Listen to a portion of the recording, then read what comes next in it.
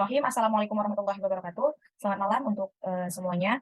Di sini kami dari kelompok 8, yang mana dari mata kuliah Ilmu Pendidikan Islam. Di sini kami mengambil tema eksistensi pendidikan Islam di Indonesia. Tujuan kami membuat makalah ini untuk memenuhi tugas dan mata kuliah Ilmu Pendidikan Islam. Di sini makalahnya disusun oleh saya sendiri dan rekan saya Amelia Zara. Oke, next. Yang selanjutnya, bab 1 pendahuluan. Di dalam bab 1 ini ada latar belakang. Pendidikan merupakan bagian yang inherent dalam kehidupan manusia, dan manusia hanya dapat dimanusiakan melalui proses pendidikan. Karena hal itulah, maka pendidikan merupakan sebuah proses yang sangat vital dalam kelangsungan hidup manusia. Tak terkecuali pendidikan Islam, yang dalam sejarah perjalanannya memiliki berbagai dinamika. Eksistensi pendidikan Islam senyatanya telah membuat kita terperangah dengan berbagai dinamika dan perubahan yang ada.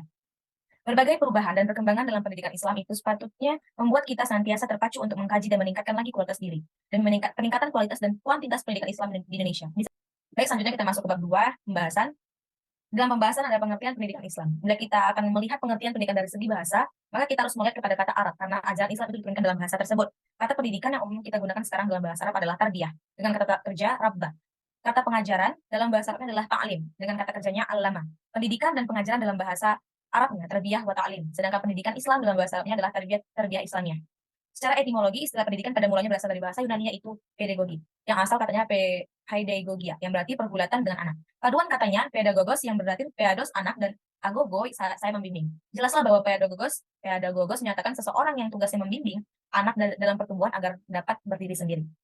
Menurut pendapat ahli Ki Hajar Dewantara, pendidikan adalah tuntutan di dalam hidup tumbuhnya anak-anak. Maksudnya pendidikan adalah menuntut segala kekuatan kodrat yang ada pada anak-anak itu, agar mereka sebagai manusia dan sebagai anggota masyarakat dapat mencapai keselamatan dan kebahagiaan yang setinggi-tingginya. Karena Islam dalam pendidikan Islam menunjukkan warna pendidikan tertentu, yaitu pendidikan yang warna Islam, pendidikan yang Islami, yaitu pendidikan yang berdasarkan Islam. Pendidikan Islam menurut derajat merupakan pendidikan yang lebih banyak ditujukan kepada perbaikan sikap mental yang akan terwujud dalam amal perbuatan, baik bagi keperluan diri sendiri maupun orang lain yang bersifat teoritis dan praktis. Dengan demikian, pendidikan Islam berarti proses bimbingan dari pendidik terhadap perkembangan jasmani, rohani, dan akal peserta didik ke arah terbentuknya pribadi muslim yang baik. Baik, pengertian eksistensi pendidikan Islam akan dilanjutkan oleh rekan saya, Kak Amelia Zahra. Pengertian eksistensi pendidikan Islam. Eksistensi berasal dari bahasa Latin exister, yang artinya muncul, ada, timbul, dan memiliki keberadaan yang aktual. Eksistensi merupakan keberadaan yang dipengaruhi oleh ada atau tidak adanya suatu usaha sebagai pembuktian yang telah diakui oleh diri sendiri maupun kelompok. Dalam hal ini, keterkaitan eksistensi sudah terkait dengan keberadaan fisik dan fungsi yang sudah melekat pada sesuatu objek. Sehingga, dalam konsep eksistensi, satu-satunya faktor yang menjadi pembeda setiap hal yaitu kebenaran atau fakta. Sementara pendidikan Islam merupakan bimbingan yang dilakukan terhadap terdidik untuk membentuk nilai moral dan akhlak dalam masa pertumbuhannya agar ia memiliki kepribadian muslim. Secara sederhana, pendidikan Islam merupakan suatu sistem pendidikan yang berbasis nilai-nilai Islam, yaitu memprioritaskan Al-Quran dan hadis baik dalam aspek akidah maupun sains dan teknologi. Adapun tujuan utama pada pendidikan Islam adalah untuk membentuk dan mencerdaskan manusia dengan menanam nilai Islam untuk mendekatkan diri kepada Allah dalam mewujudkan kebahagiaan di dunia dan akhirat. Singkatnya, eksistensi pendidikan Islam yang mengatur hal yang paling sederhana hingga perkara-perkara yang sangat terperinci sehingga memperluas khazanah ilmu pengetahuan Islam. Jadi, di Indonesia sendiri dalam sistem pendidikan nasionalnya menerangkan bahwa pendidikan adalah usaha sadar dan terencana untuk mewujudkan suasana belajar dan proses pembelajaran agar peserta didik secara aktif mengembangkan potensi dirinya untuk memiliki kekuatan spiritual, keagamaan, pengendalian diri, kepribadian, kecerdasan, akhlak mulia, serta keterampilan yang diperlukan dirinya masyarakat, bangsa, dan negara. Kita masuk yang ketiga, sejarah masuknya pendidikan Islam di Indonesia.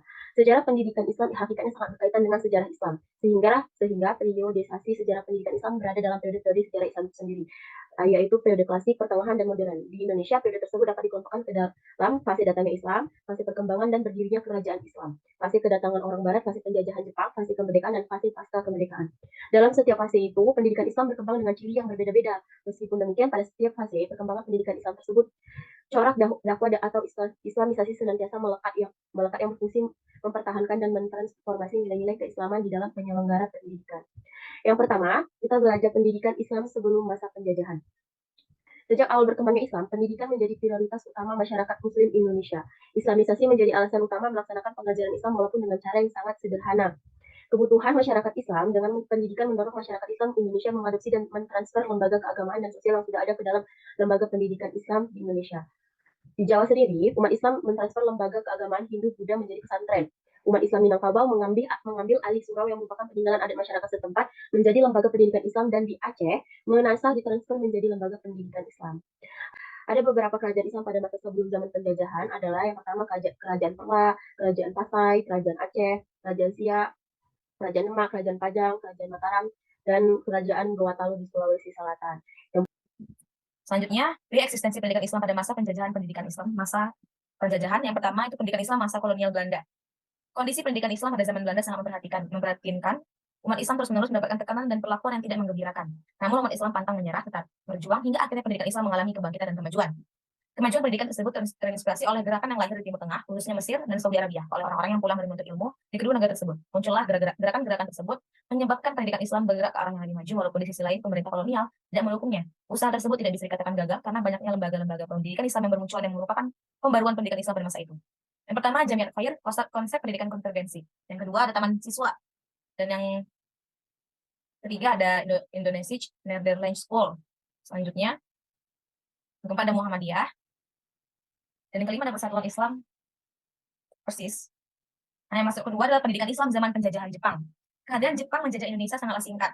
Namun Jepang tetap memberikan pengaruh terhadap perkembangan pendidikan Islam. Salah satunya adalah umat Islam lebih luas mengembangkan pendidikannya karena peraturan pemerintah Belanda yang diskriminatif tidak diberlakukan lagi. Selanjutnya, sistem pendidikan Islam saat itu masih sama dengan sistem zaman Belanda, yaitu di samping sistem pendidikan pesantren juga terdapat sistem pendidikan klasikal, yaitu sistem pendidikan Belanda yang membuat pelajaran agama.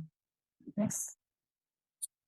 Di tahun-tahun awal penjajahannya, Jepang bahkan menampakkan diri seolah membela kepentingan Islam. Ini merupakan siasat untuk kepentingan Perang Dunia Kedua. Mereka menempuh kebijakan diantaranya kantor urusan agama yang pada zaman Belanda disebut Kantor for Islamic Studies dipimpin oleh orang-orang orientalis Belanda.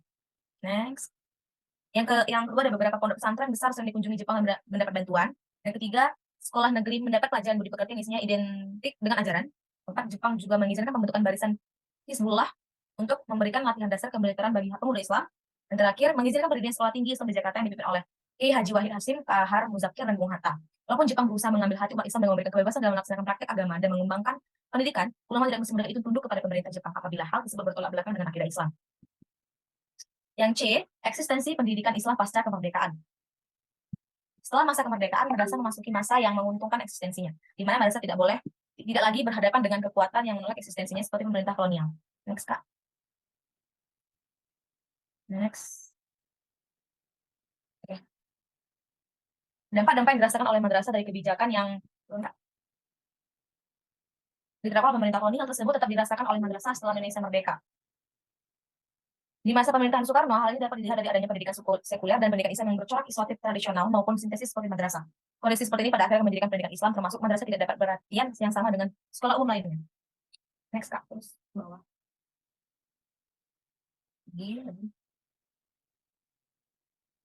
Oke, stop. Nah, di sini kita masuk ke lembaga pendidikan Islam di Indonesia dan eksistensinya. Pendidikan Islam pertama kali dilakukan dengan sistem halakoh, yakni proses pengajaran yang dilakukan di berbagai tempat ibadah, seperti musola, masjid, dan juga rumah-rumah para ulama. Pada awalnya, pengenalan pendidikan Islam di Indonesia memang dilakukan secara informal, jadi tidak ada jadwal ataupun waktu tertentu untuk belajar secara tetap. Next, Kak. Agak next, okay. Hal inilah yang kemudian memicu munculnya sistem pendidikan formal yang lebih terencana dengan waktu, tempat, dan materi tertentu yang telah terstruktur. Ada pun macam-macam lembaga formal Islam pertama Indonesia lain sebagai berikut. Yang pertama ada pesantren. Yang kedua ada masjid dan langgar. Yang ketiga ada surau. Baik, di sini kita masuk ke bab 3 yang mana akan dibacakan oleh Kak Amalia Zahra. Ya, kesimpulannya adalah berdasarkan pada paparan dan analisa di atas, maka dapat disimpulkan bahwa pengertian pendidikan Islam adalah bimbingan secara sadar oleh pendidik kepada terdidik terhadap perkembangan jasmani dan rohani si terdidik menuju kepribadian lebih baik yang pada hakikatnya mengarah pada pembentukan manusia yang ideal. Jadi manusia yang ideal adalah manusia yang sempurna akhlaknya. Yang kedua, pendidikan Islam di Indonesia sejatinya berlangsung sejak masuknya Islam di Indonesia dengan masjid sebagai pusat peribadatan dan tempat belajar. Setelah penggunaan masjid cukup optimal, maka muncullah pesantren yang kemudian menjadi akar pendidikan Islam di Indonesia. Yang ketiga, keberadaan pesantren senyatanya mendorong lahirnya lembaga-lembaga pendidikan Islam lain setelah pesantren, di antaranya madrasah, sekolah-sekolah Islam, dan perguruan tinggi Islam. Saya kembalikan kepada Kak Radika. Baik, terima kasih kepada Kak Amalia Zahra yang telah membacakan makalah yang telah kami buat. Baik, terima kasih untuk waktunya yang mana telah mendengarkan video pembelajaran kami ini. Semoga bermanfaat apa yang telah kami sampaikan dan mudah dipahami. Dan alangkah baiknya jika membaca dengan versi lainnya. Baik, kami akhiri. Selamat malam. Wassalamualaikum warahmatullahi wabarakatuh.